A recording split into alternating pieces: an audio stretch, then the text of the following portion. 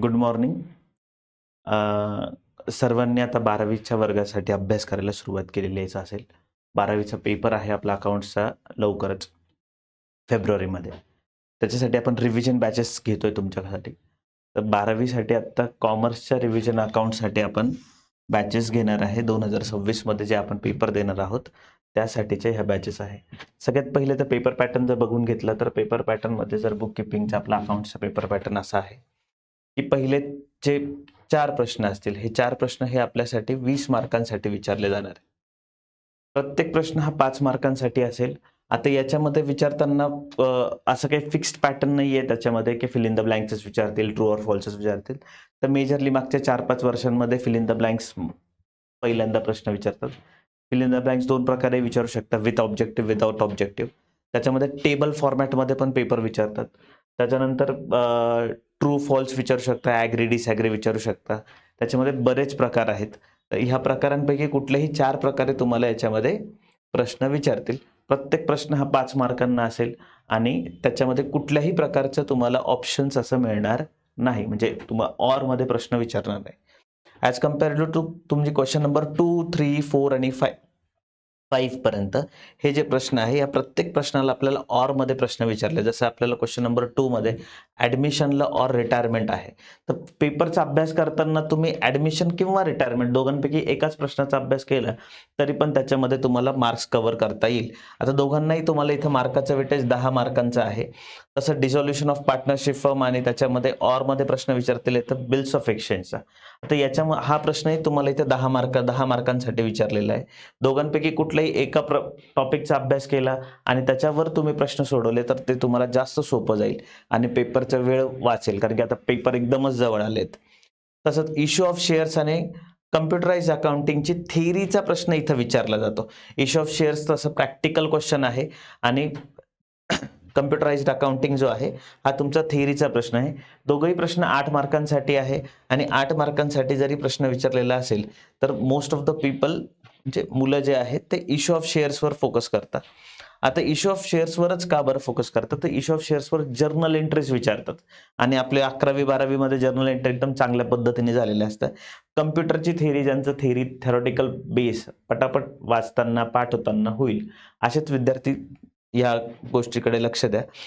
तर most of the chances आहे की इश्यू ऑफ शेअर्सवरच तुम्ही त्या फोकस करा. पूर्णच्या पूर्ण मार्क इथं मिळण्याचे चान्सेस जास्त असतात. डेथ ऑफ पार्टनरला ऑर फायनान्शियल अनालिसिसचे स्टेटमेंट आहेत. तर जे फायनान्शियल अनालिसिसचे स्टेटमेंट आहे हे जे डेथ ऑफ पार्टनरसाठी ऑर मध्ये विचारणार आहे. तर इथे बघून घ्या की तुम्हाला जे सोपं जाईल त्याच्यामध्ये आपण अभ्यास करू शकतो. फायनली जे क्वेश्चन नंबर 6 आणि क्वेश्चन नंबर 7 जो आहे, क्वेश्चन नंबर 6 आणि क्वेश्चन नंबर 7 जो आहे हा पूर्णपणे कंपल्सरी प्रश्न आहे. 12 मार्कांसाठी हे प्रश्न आहे.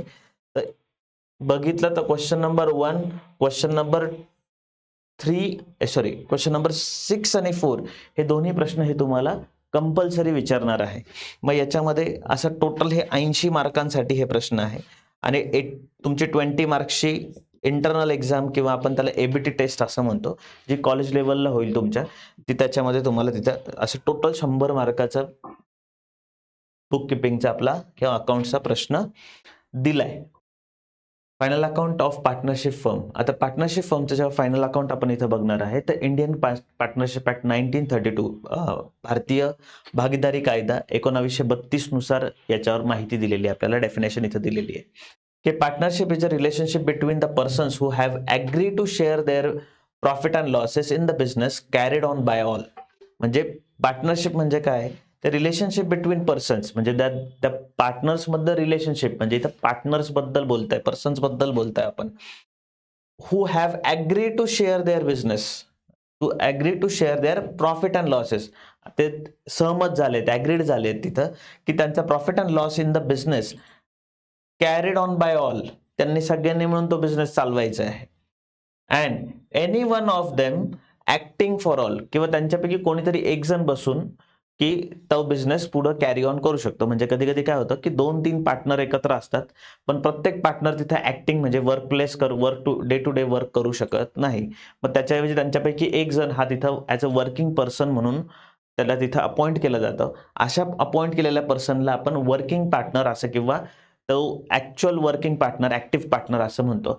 बाकीचे जे पार्टनर्स आहे जे तिथं बिझनेसमध्ये काम करत नाहीये, ॲक्च्युअली डे टू डे बिझनेसमध्ये वर्कआउट करत नाहीये, त्याला आपण नॉमिनल पार्टनर किंवा स्लीपिंग पार्टनर असं म्हणू शकतो. अजून पार्टनर्समध्ये अजून एक प्रकार येतो, की असा पण पार्टनर बिझनेसमध्ये असू शकतो, की ज्याचं वय वर्ष 18 पेक्षा जास्त नाहीये. तो असा व्यक्ती बिझनेस करू शकतो, पण तो ॲज अ पार्टनर म्हणून तिथं राहू शकत नाही. अशा पार्टनरला आपण बोलतो की मायनर पार्टनर आहे. म्हणजे कायद्यानुसार त्याला तिथं इन्व्हॉल्वमेंट करण्याची गरज नाही.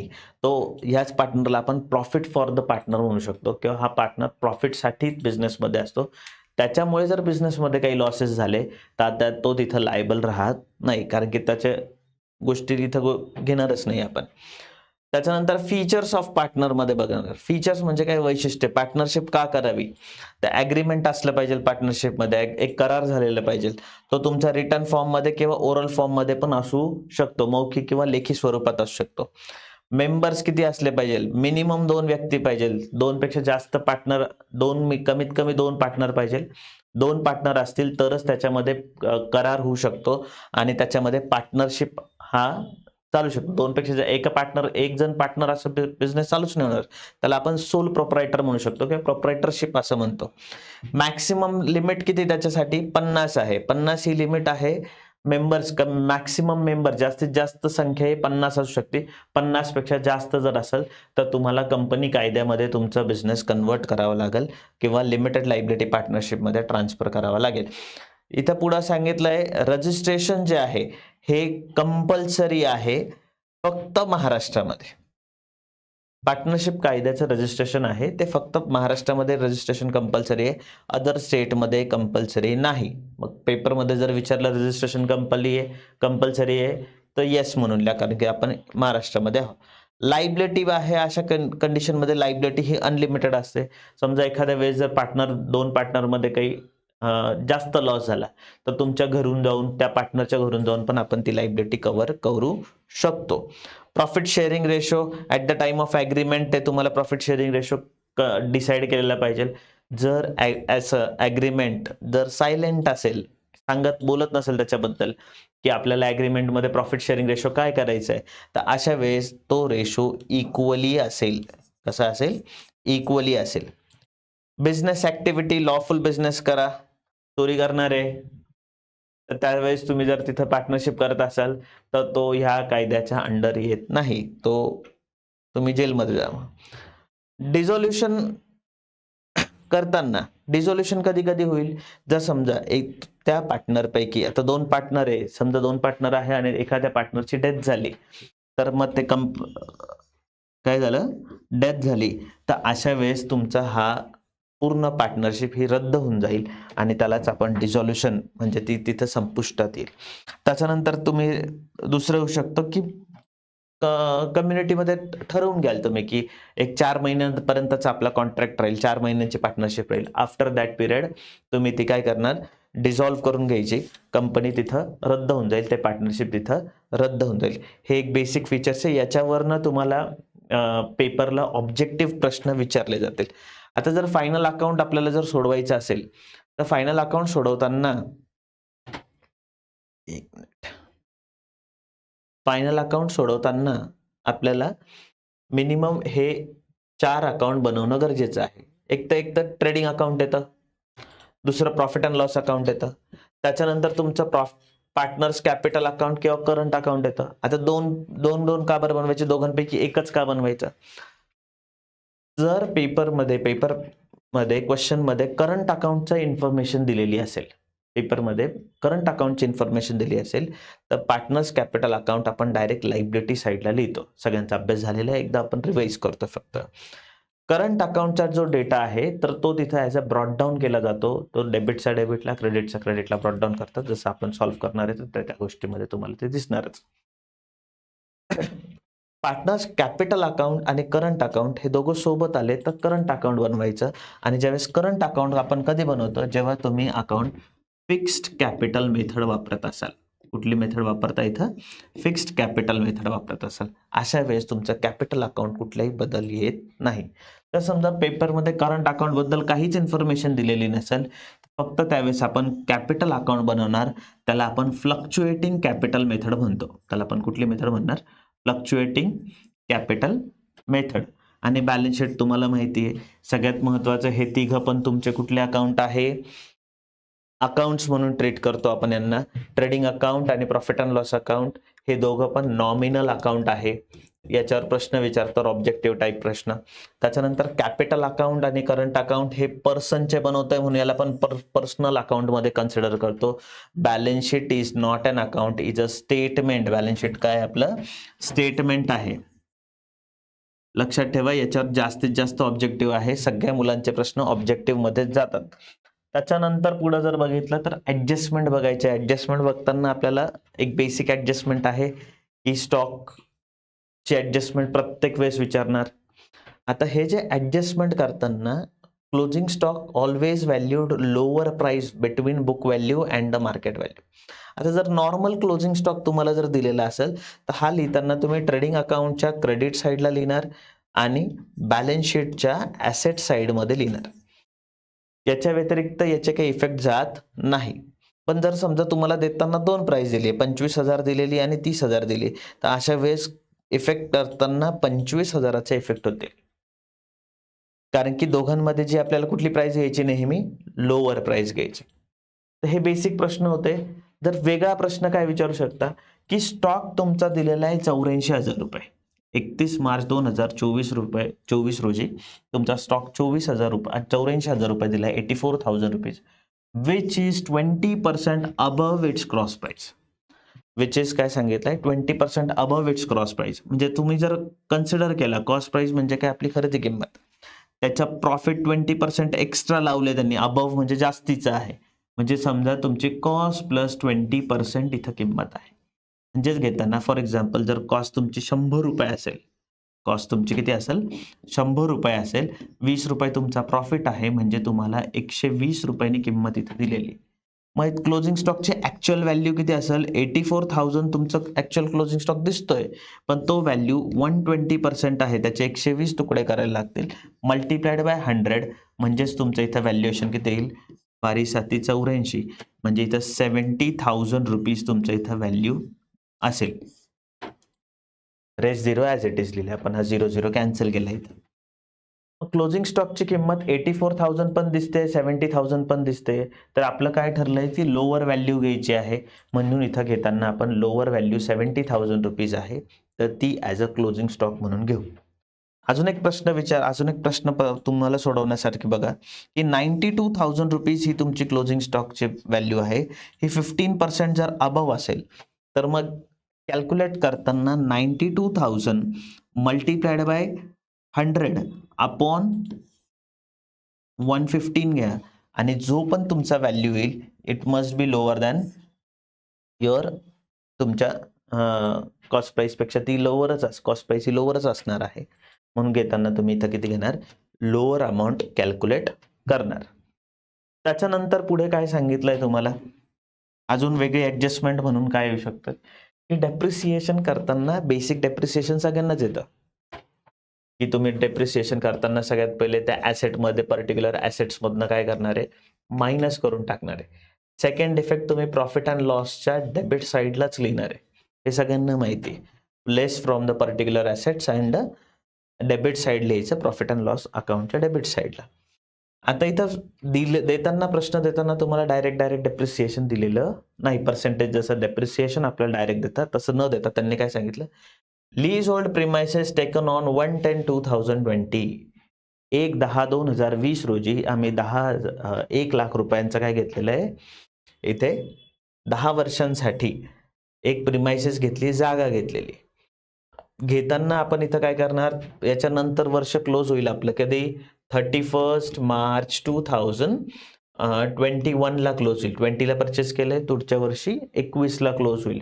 प्रत्येक वर्षी 31 मार्च 2021 लाच वर्ष संपतंय. मग आता 10 वर्षांसाठी जर 1 लाख रुपये आहे तर एका वर्षासाठी 10,000 रुपये येईल. एका वर्षासाठी किती येणार आहे? 10,000 रुपये येतील. आणि आपण 1 ऑक्टोबर 1/10/20 टू 31 मार्च 2021 इतक्यापर्यंत आपण किती महिने होत आहे? तर ऑक्टोबर पूर्ण महिना पकडावा लागेल, कारण की ऑक्टोबरची 1 तारीख आहे. नोव्हेंबर, डिसेंबर, जानेवारी, फेब्रुवारी, मार्च असे इथं किती महिने झाले आपले? 6 महिने झाले. मग करताना आपल्याला इथे किती महिन्याचं? 6 मंथचा डेप्रिसिएशन घ्यावं लागेल. मग किती घसारा झाला, किती डेप्रिशिएट झाली व्हॅल्यू? तर 5,000 रुपीजने डेप्रिशिएट झाली. हे कसं कॅल्क्युलेट करा? फुल इयरचे 10,000 आहे, हाफ इयरचे 5,000 होतील. किंवा 6 1 जा 6, 6 2 जा 12, 2 1 जा 2, 2 5 जा 10. The rest value is 5,000 rupees, म्हणजे 5,000 रुपये तुमचं इथं डेप्रिसिएशन असेल. लँड अँड बिल्डिंग इथं दिलेली आपल्याकडे ती 90,000 रुपये. आणि ही परचेस त्याच्यामध्ये सांगितलंय ॲडिशनल परचेस आपण तिथं 40,000चं केलं आहे 1 जानेवारी 2020ला. वर्ष संपतंय आपलं 31 मार्च 2020ला. म्हणजे इथं परचेस करताना आपण टोटल 90,000चं टोटल व्हॅल्यू दिलेली आहे. त्याच्यापैकी 40,000चं परचेस आपलं 1 जानेवारी 2020ला आहे. म्हणजे उरलेलं 50,000चं परचेस हे कधी असेल? 1 एप्रिल 2019ला असेल. तर वर्षभराचं 10% डेप्रिसिएशन आलं तुमचं किती? 5,000 रुपये. आणि उरलेलं जे 40,000ची अमाऊंट आहे, त्या 40,000च्या अमाऊंटमध्ये 3 महिन्यांचं डेप्रिसिएशन येईल, कारण की आपण 31 मार्च 2020ला वर्ष संपवतोय. मग जानेवारी, फेब्रुवारी आणि मार्च असं 3 महिन्यांचं इथं डेप्रिसिएशन येईल. मग वर्षभराचे म्हणजे इथं काय म्हणताय तुम्ही? 12 महिन्यांचे किती आले तुमच्याकडे? 4,000 रुपये. 6 महिन्यांचे किती येतील? 2,000 रुपये. 3 महिन्यांचे किती येतील? 1,000 रुपये.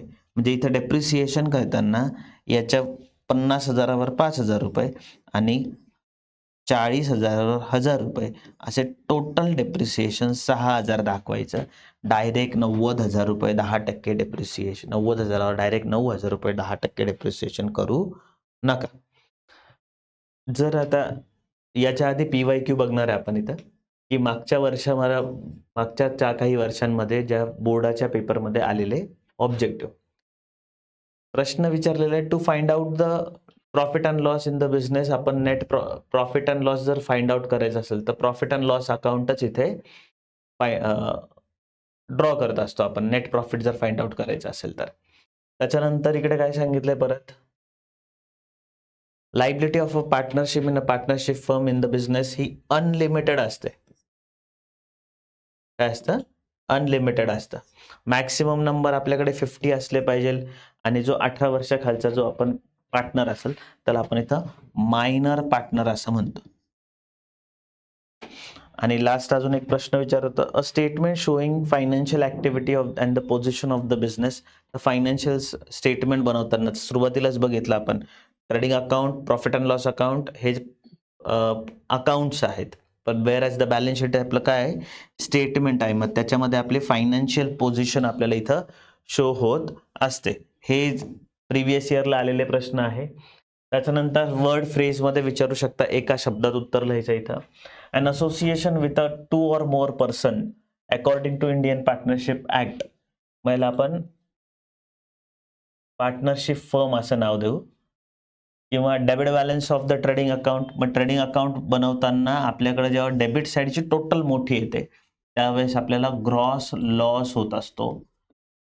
त्याच्यानंतर credit balance of profit and loss account, whereas credit साईडचा प्रॉफिट लॉस जर अकाउंट मोठी असेल तर आपल्याला नेट प्रॉफिट होत असतो. इथं नेट प्रॉफिट शब्द पाहिजे. A return term of agreement between the partner, त्याला आपण पार्टनरशिप डीड असं म्हणतो. पार्टनरशिप डीड म्हणत असतो. त्याच्यानंतर पुढे अजून तुम्हाला दिलेलं आहे ट्रू फॉल्स मध्ये प्रश्न विचारू शकता. हे बघा इथं आपण दाखवलं पण आहे की कधी कधी तुटला प्रश्न आलेला आहे. Partnership firm is a trading concern, तर स्टेटमेंट ट्रू आहे किंवा ॲग्री म्हणू. ॲग्री डिसॲग्री मध्ये आलं तर ॲग्री म्हणा. ट्रेडिंगच करणार, बिझनेसच करणार आहे तिथे. त्याच्यानंतर partnership is an association between the persons. मग ट्रू, आपण 2 व्यक्तींमधली एक असोसिएशनच असते त्याच्यामध्ये बिझनेस करण्यासाठी. There is no maximum limit in numbers in partnership firm. तर मॅक्झिमम लिमिट आहे आपल्याकडे 50 इतकी मॅक्झिमम लिमिट आहे आणि मिनिमम 2 इतकी आहे. त्याच्यानंतर each partner has a right to take over part of the conducting business in the firm. प्रत्येक पार्टनरला राईट आहे बिझनेसमध्ये काय चालू आहे ते बघण्यासाठी. हे पण ट्रू आहे. नाही, ऑक्टोबर 99ला विचारलं होतं हे. Partnership as an account of nominal account आहे का? तर पार्टनरशिप हे अकाउंट हे नॉमिनल अकाउंटच आहे, कारण की debit all expenses and losses, credit all income and profit, आपण त्याच गोष्टी इथे बघत असतो.